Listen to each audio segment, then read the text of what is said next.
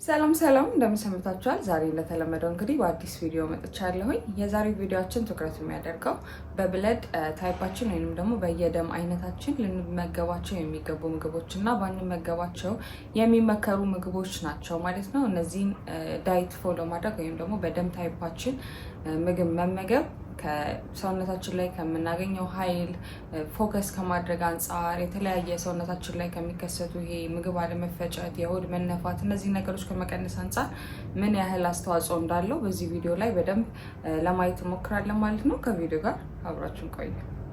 ይሄ እንግዲህ የደም ታይፕ ወይንም ደግሞ በደም አይነታችን ምግብ መመገብ ያለብን ምግቦች እና መመገብ የሌለብን ምግቦች ተብሎ ዴቨሎፕ የተደረገው በዶክተር ዲአዳሞ ነው። ይሄ ዶክተር የተለያየ የደም አይነት ያላቸው ሰዎች ላይ የተለያየ ምግብ ፕላን በማድረግ እና ሰውነታቸው ላይ ያለውን ለውጥ በማየት ምን አይነት ምግብ ለምን አይነት የደም አይነት መሆን አለበት እና እነዚህ የደም አይነት ያላቸው ሰዎች ደግሞ ባይበሉት የሚመከሩ ምግቦች የሚለውን ነገር ዴቨሎፕ አድርጓል ማለት ነው። ይሄ ከምን አንጻር ነው? አንደኛ ሜታቦሊዝም ነው። የኢንሱሊን ሬዚስታንስ አለ። ኢንሱሊን መጠናችን ፍላክቹዌት ማድረግ መጨመር፣ መቀነስ፣ ከዚህ ጋር ተያይዞ ደግሞ የስኳር መጠናችን መቀነስ እና መጨመር ከመከሰት አንጻር ወይም እሱን ለመከላከል አንዳንድ ሰዎች ምግብ ከበሉ በኋላ የሆዳቸው መነፋት ወይም ደግሞ የምግብ አለመፈጨት ሲያስቸግራቸው እናያለን። እሱን ከመከላከል አንጻር ምግብ በልተንም እንደዚሁ ኃይል አለማግኘት፣ ኃይል ማጣት ወይም ፎከስ ማድረግ መቸገር፣ እነዚህ ነገሮችን ለማስተካከል የሰውን ልጅ የራሱ ኢሚኒቲ ወይም ደግሞ በሽታን የመከላከል አቅም ከመጨመር አንጻር ለማስተካከል እና የሰው ልጅ እንደ ደም አይነቱ በሚበላበት ጊዜ የእነዚህ ነገሮች ሞር ማስተካከል ከመቻል አንጻር ታስቦ የተዘጋጀ ጥናት ነው። በጣም ብዙ ሰዎች ደግሞ ይህንን ዳይት ሞክረውት በጤናቸው ላይ ትልቅ ለውጥ አሳይቷል ማለት ነው። ስለዚህ ዛሬ እኔም ለእናንተ በጣም ብዙ ሰዎች አሁን በብሎቲንግ ወይንም ደግሞ ይሄ የሆድ መነፋት፣ ምግብ አለመፈጨት፣ ኢነርጂ ማጣት፣ ፎከስ አለማግኘት፣ ቶሎ ቶሎ የድካም ስሜት መሰማት አሁን በጣም ኮመን የሆነ ነገር ነው። ስለዚህ በየደም አይነታችሁ ብትበሉና አንዳንድ ምግቦች ደግሞ ባትበሏቸው ወይንም ደግሞ በየቀኑ ከመብላት ብትቀንሷቸው ጤናችሁ ላይ ልታዩዋቸው የምትችሉትን ጥቅሞችን ለማሳየት ነው ማለት ነው። የሰው ልጅ እንግዲህ በዋነኝነት 4 የደም አይነቶች አሉት፣ ማይነስ እና ፕላስ የሚለውን ስናስወጣው ማለት ነው። የመጀመሪያው የብለድ ወይም ደግሞ የደም አይነት የደም ታይፕ ኦ የምንለው ነው ማለት ነው። ሌላው ደግሞ ታይፕ ኤ አለን፣ ታይፕ ኤ ቢ አለን፣ እንዲሁም ደግሞ ታይፕ ቢ አለን ማለት ነው። ስለዚህ እነዚህ 4 የደም አይነቶች አሉን። በእነዚህ 4 የደም አይነቶች እንዳላችሁ የደም አይነት ምን አይነት ምግብ መመገብ አለባችሁ፣ ምን አይነት ምግብ መቀነስ አለባችሁ የሚለውን በደንብ ለማየት እንሞክራለን ማለት ነው። በመጀመሪያ እንግዲህ የደም አይነት ኦን በምንወስድበት ጊዜ የደም አይነት ኦ ያላቸው ሰዎች ጨጓራቸው ስትሮንግ የምንለው ነው ወይም ደግሞ በጨጓራቸው ውስጥ የሚገኘው አሲድ ሌላ የደም አይነት ካላቸው ሰዎች አንጻር ሞር ነው ማለት ነው። ስለዚህ እነዚህ ሰዎች ሞር ቢበሉ የሚመከረው ቀይ ስጋ፣ ሞር ፕሮቲን ያላቸው ምግቦች እንደ አሳ፣ አረንጓዴ አትክልቶች እንደ ቆስጣ፣ ጎመን፣ ሰላጣ እንደዚህ አይነት ምግቦች አቮካዶ ቢመገቡ ለእነዚህ ሰዎች ሞር ይጠቅማል። ኢነርጂ ፕሮዳክሽናቸው ይጨምራል ማለት ነው። እንዲሁም ደግሞ ይሄ ስቶማክ አሲዳቸው ቶሎሬት የሚያደርገው አይነት ምግብ አይነት ነው ማለት ነው። ከዛ ባለፈ እነዚህ የደም ታይፕ ኦ ያላቸው ሰዎች ለወተትና ለወተት ተዋጽኦ ሴንሲቲቭ ናቸው ማለት ነው። ስለዚህ ወተት በምትጠጡበት ሰዓት ወይ እርጎ ወይ ደግሞ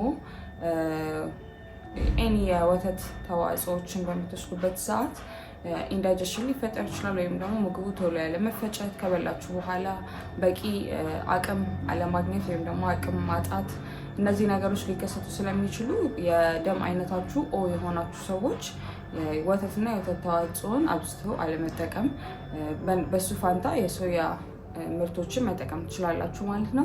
ከዛ ባለፈ ደግሞ ክብደት መጨመር የሚያስከትሉ ምግቦች ወይም ታይፕ ኦ የሆኑ ሰዎች ሲመገባቸው ወዲያውኑ ክብደት ከመጨመር ጋር ወይም ሜታቦሊዝማቸው በጣም ስሎ ዳውን ስለሚያደርገው የክብደት የመጨመር ነገር ሊያሳዩ የሚችሉ ምግቦች ደግሞ የምንላቸው እንደ ስንዴ፣ በቆሎ፣ ባቄላ፣ ወተትና የወተት ተዋጽኦች ናቸው ማለት ነው። ስለዚህ እነዚህ ምግቦች መቀነስ አለባችሁ ማለት ነው። ይቅርታ ባክግራውንዱ ላይ ላለው ጫጫታ ምንም ማድረግ ስላልቻልኩኝ ነው።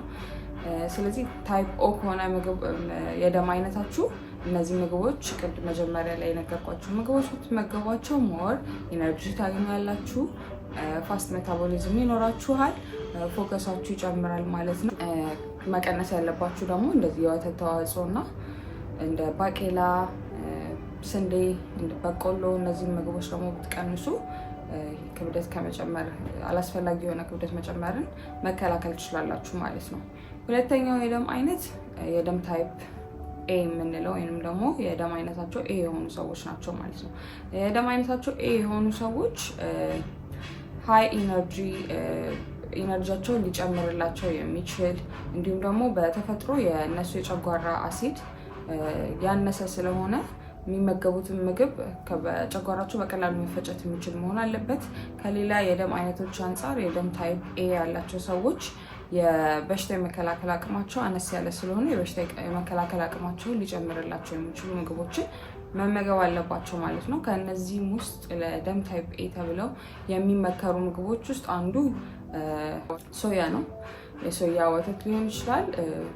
ሶያ ደግሞ አሁን በብዙ አይነት መልኩ ስለሆነ የሚደረገው እንደ ዶሮ ስጋም አይነት አድርገው ይሰሩታል። ስለዚህ ኤኒ ታይፕ ኦፍ ሶያ ፕሮዳክቶችን ብትጠቀሙ እንደ ብሮኮሊ፣ ሰላጣ፣ አረንጓዴ ጎመን እነዚህ ነገሮች መጠቀም ትችላላችሁ። እንዳልኳችሁ የጨጓራቸው የነዚህ አይነት የደም ታይፕ ያላቸው ሰዎች የጨጓራቸው አሲድ አነስ ያለ ነው። ስለዚህ ስጋና ፕሮቲን ሃይ ፕሮቲን የሆኑ ነገሮችን የመፍጨት አቅማቸው የቀነሰ ነው ማለት ነው። ስለዚህ ብትመገቧቸው የሚመከሩት እነዚህ አታክልት የሆኑ ነገሮች ናቸው። አሁን እንዳልኳችሁ ብሮኮሊ፣ ሰላጣ፣ ቆስጣ፣ ጎመን፣ ካሮት፣ እንደዚህ ብሉበሪ፣ ስትሮበሪ፣ ኤኒ ቤሪዎች እንደዚህ እነሱን፣ ሎሚ፣ ነጭ ሽንኩርት፣ አረንጓዴ ሻይ ለእናንተ በጣም የሚመከር ነው ማለት ነው። ቅድም እንዳልኳችሁ የበሽታ የመከላከል አቅም አነስ ያለ ስለሆነ እነዚህ ምግቦች ስትበሉ የበሽታ የመከላከል አቅማችሁን ይጨምርላችኋል ማለት ነው። እንዲሁም ደግሞ የኮርቲሶል መጠናችሁን ስለሚያስተካክለው ጭንቀት፣ የመጨናነቅ ነገሮችን መቀነስ እንችላለን። አላስፈላጊ ክብደትም እንዳይከሰት ያደርጋል ማለት ነው። ባትመገቧቸው ተብሎ የሚመከሩ ምግቦች ደግሞ ምንድን ናቸው? ቀይ ስጋ፣ ወተት እና የወተት ተዋጽኦች፣ ቲማቲም እንዲሁም ደግሞ በርበሬ፣ እነዚህ ነገሮች አብዝታችሁ ባትጠቀሙ ይመከራል ማለት ነው።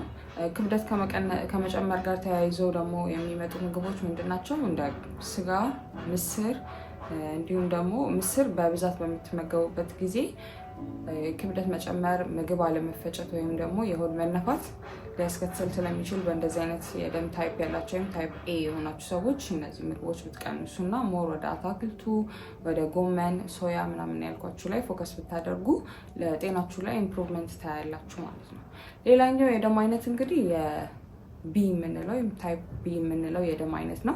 እንደዚህ አይነት የደም አይነት ያላችሁ ሰዎች ስትሮንግ የሆነ ዳይጀስቲቭ ነው ያላችሁ ወይም ደግሞ ጨጓራችሁ ምግብን ቶሎ የመፍጨት አቅም አለው ማለት ነው። ስለዚህ ሃይ ፕሮቲን የሆኑ ምግቦችን መመገብ ትችላላችሁ። እንደ በግ ስጋ፣ የፍየል ስጋ፣ እንቁላል፣ አረንጓዴ አትክልቶችን እንደ ጎመን፣ ቆስጣ፣ ሰላጣ፣ አሳ፣ ወተት፣ ስኳር ድንች፣ ሙዝ እነዚህ ለእናንተ የሚመከሩ ምግቦች ናቸው ማለት ነው። የደም አይነታችሁ ቢ ከሆነ እነዚህን ምግቦች ብትመገቡ ኢነርጂያችሁ ሀይ ይሆናል፣ ፎከሳችሁ ይጨምራል ማለት ነው። ባትመገቧቸው ተብሎ የሚመከሩ ምግቦች ደግሞ በተለይ ደግሞ የቢ ታይፕ ቢ የሆናችሁ ሰዎች አንዳንድ ምግቦች ኢንሱሊን ሌቭላችሁን ያዛቡታል ማለት ነው። ስለዚህ የኢንሱሊን ሌቭላችን ደግሞ ተዛባ ማለት ስኳርን የመቆጣጠር መጠናችን በሰውነታችን ውስጥ የሚገኘው ስኳር የመጨመር የመቀነስ ነገር ይኖራል ማለት ነው። ስለዚህ ለእናንተ ይህንን የኢንሱሊን መጠን የሚያዛቡ ምግቦች ተብሎ ከሚጠቀሱት ውስጥ አንዱ የዶሮ ስጋ ነው። የዶሮ ስጋን አብዝቶ አለመጠቀም፣ የለውዝ ቅቤም ሊሆን ይችላል፣ እነዛን ነገሮች መቀነስ።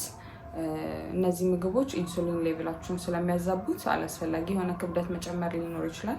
ከዛም ባለፈ ደግሞ የስኳር በሽታ ሊያስከትል ስለሚችል ታይፕ ቢ የሆናችሁ ሰዎች እነዚህን ሁለት ምግቦች በምግባችሁ ላይ አዘውትራችሁ ባትጠቀሙ ይመከራል ማለት ነው። ሌላው የደም ታይፕ ኤቢ ነው የቀረን። የደም ታይፕ ኤቢ የሆናችሁ ሰዎች ከሁለቱም ከታይፕ ኤ እና ከታይፕ ቢ የሚወስዱት ነገር ይኖራል ማለት ነው። ሞር ሴንሲቲቭ የሆነ ዳይጀስቲቭ ሲስተም ነው ያላቸው፣ ወይንም ደግሞ የጨጓራቸው የምግብ መፍጨት ነገር ከሌሎቹ የደም አይነቶች ውስጥ ሴንሲቲቭ ነው ማለት ነው። ስለዚህ ሞር ጥንቃቄ ይፈልጋል ማለት ነው። ብትመገቧቸው ተብሎ የሚመከሩ ምግቦች ታይፕ ኤቢ ከሆነ ወይም ደግሞ የደም አይነታችሁ ኤቢ ከሆነ እንደ ቱና፣ ሰርዲን፣ አረንጓዴ አትክልቶች፣ እርጎ፣ ወተት፣ አይብ፣ ወይን መጠጡን ሳይሆን ወይን ፍሩቱን ማለት ነው፣ እንዲሁም ሀባብ ብትመገቡ ለጨጓራችሁ ተስማሚ የሆነ ምግብ ነው ማለት ነው። እንዲሁም ደግሞ ለሜታቦሊዝማችሁ አቅማችሁን ከመጨመር አንጻር፣ ፎከሳችሁን ከማስተካከል አንጻር እነዚህ የሚመከሩ ምግቦች ናቸው። ባትመገቧቸው ተብሎ የሚመከሩ ምግቦች ደግሞ ቅድም እንዳልኳችሁ የእናንተ ታይፕ ኤቢ ከሆነ ወይም ኤቢ ከሆነ የደም አይነታችሁ ዳይጀስቲቭ ሲስተማችሁ ከሌላው አንጻር ሴንሲቲቭ ነው። ስለዚህ ከበድ ያሉ ምግቦችን በምትመገቡበት ጊዜ እንደ ስጋ፣ ዶሮ ስጋ፣ ባቄላ፣ በቆሎ በምትጠቀሙበት ጊዜ ጨጓራችሁ ለመፍጨት በጣም ረጅም ጊዜ ይወስዳል ማለት ነው። ያ ማለት ሜታቦሊዝማችሁ ረጅም ሰዓት ነው የሚፈጀው ማለት ነው። ምግብ ከተበላ በኋላ በቂ አቅም ወይም ኤነርጂ አይኖራችሁ ማለት ነው። ከምግብ ማግኘት ያለባችሁን ኒውትሪንቶች አታገኙም። ስለዚህ ፎከሳችሁ ይቀንሳል ማለት ነው። እንዲሁም ደግሞ ይሄ የሆድ መነፋት፣ የጨጓራ ኢንዳይጀሽን፣ ምግብ አለመፈጨት የምንለው ነገር ሊከሰት ይችላል። ስለዚህ አዘውትራችሁ ቀይ ስጋን አለመመገብ፣ ባቄላን መቀነስ ወይም በቆሎ፣ የዶሮ ስጋ አለመጠቀም፣ ቡናም እንደዚሁ አብዝቶ አለመውሰድ፣ አልኮሆል አለመውሰድ ለእናንተ አስፈላጊ ነው ማለት ነው። ከዳይጀስቲቭ ሲስተማችሁ በጣም ሴንሲቲቭ ስለሆነ ማለት ነው። እንግዲህ እነዚህን የምግብ አይነቶች መከተላችሁ ወይም እንደ ደም ታይፓችሁ እንደ ደም አይነታችሁ እነዚህን ምግቦች መመገባችሁና ባትመገቧቸው የተጠቀሱት ምግቦች ደግሞ አለመመገባችሁ አንደኛ በየቀኑ ኢነርጂያችሁ ሀይ እንዲሆን ወይም ደግሞ በቀን ውስጥ ጥሩ ፎከስ እንዲኖራችሁ ስራችሁ ላይ ሊሆን ይችላል፣ ትምህርታችሁ ላይ ሊሆን ይችላል፣ ሞር ፎከስ ሆናችሁ እንድትሰሩ ይረዳችኋል ማለት ነው። ኃይል ይኖራችኋል፣ በሽታ የመከላከል አቅም ይኖራችኋል።